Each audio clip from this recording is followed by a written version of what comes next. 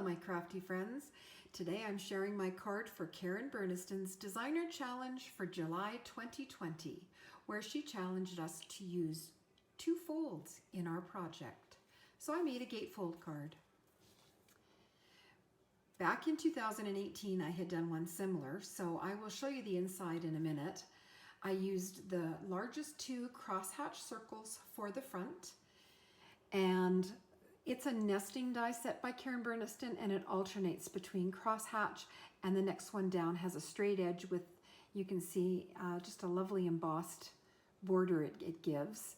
And then I went around with a gold gel pen just for some, add some pizzazz. It is a birthday card. The happy birthday comes from Word Set 2 Birthday, and the numbers is another die set from Karen Burniston, and it includes some different endings for the numbers.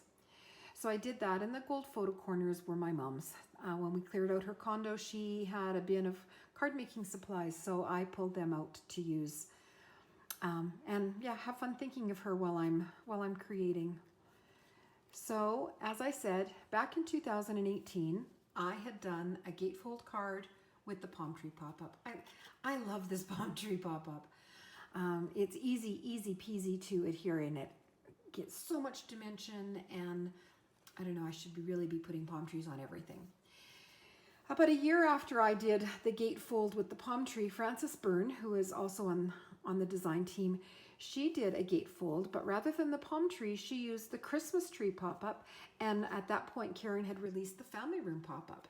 So Frances incorporated the gatefold with the Christmas tree pop-up and the family room pop-up. So this is kind of a mashup of those 2 ideas.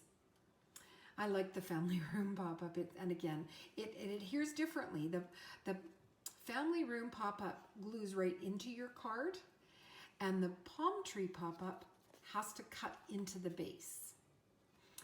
So I started off with a piece of 12-inch by 5-inch patterned paper, which is not normally sturdy enough for a card, but I knew I would be covering the openings from the palm tree pop-up because it would cut. There's a hole on this side and a hole on this side, and I knew I would have to cover those holes. So I did matted layers. There's a craft layer and then another patterned paper layer. So the card is nice and sturdy, even though it started out with just patterned paper as the base. So some fun pattern paper from my stash. The Celebrate is Karen Burniston's. I used several different labels from the Paper Frames pop-up, and I did the sentiment on the computer. Quite a few of Karen Burniston's die sets include hearts, so I just went through and grabbed one. So these hearts are actually from the heart pivot panel. Folds up nice and flat. Now the circles that I added hold a magnet to keep it closed. I don't use magnets on cards that are going to a home with young children, but I know there aren't any young children in this house. And I think my friend is really going to enjoy this card.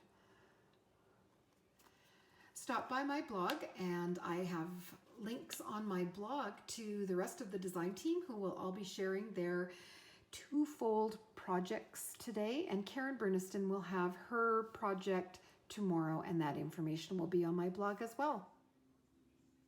If you enjoyed my video today, give it a thumbs up. And I'd love to have you subscribe to my channel so you can see more of my interactive card videos. And that is it for me today.